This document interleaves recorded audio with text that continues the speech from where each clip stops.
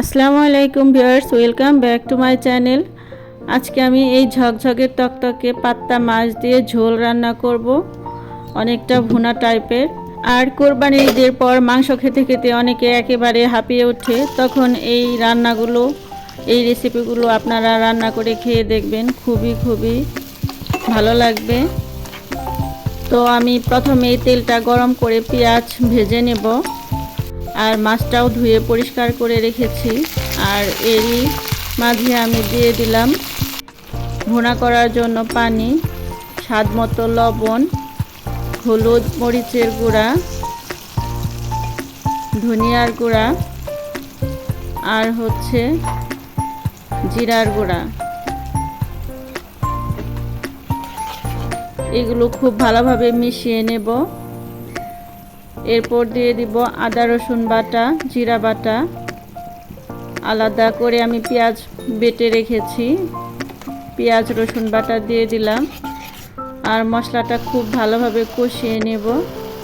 এই যে দেখেন কত সুন্দরভাবে কষানো হয়ে এসেছে। এখন আমি আমার গার্ডেনের কাঁচামরিচ দিয়ে দিলাম। কাঁচামরিচের ফ্লেভার খুবই একটা সুন্দর ফ্লেভার। এবার আমি মাছগুলো দিয়ে দেব এখানে। এই মাছগুলো খুবই নরম হয়, এর জন্য আস্তে আস্তে এগুলো নাড়াচাড়া করে এভাবে পিট করে নেব। আর খুবই সামান্য ঝোল দেব, মাছটা যেহেতু নরম, তো আমি ঢাকনা দিয়ে ঢেকে রান্না করব না, অল্প কিছুক্ষণ রান্না করে নামিয়ে নেব। আর আপনারা অনেকেই আমাকে নক করেন, তো আপু এখন কেন মুখে কথা বলে ভিডিও দেন না, এটা আপনাদের নাকি খুবই ভালো লাগে। তো আমার সমস্যা হচ্ছে এই ফোনটা আমাদের ব্যবহার করা একেবারেই উচিত হয়নি। আর ইউটিউব চ্যানেল তো দূরেরই কথা। তো যাই হোক, কিছুদিন পর এই মোবাইল থেকে ভিডিওগুলো উধাও হয়ে যায় বা আমরা খুঁজে পাই না, চলে যায়। তো এটা কি কারণে হয় জানি না।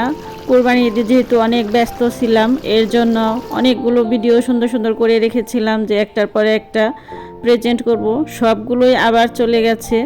তো আল্লাহ পাক জানে একমাত্র এর কারণ। আর আমরা মানুষরা যা পারি না তার সব কিছুই আল্লাহ পারে, এর জন্য আল্লাহর হাতে সব কিছু ছেড়ে দিয়েছি।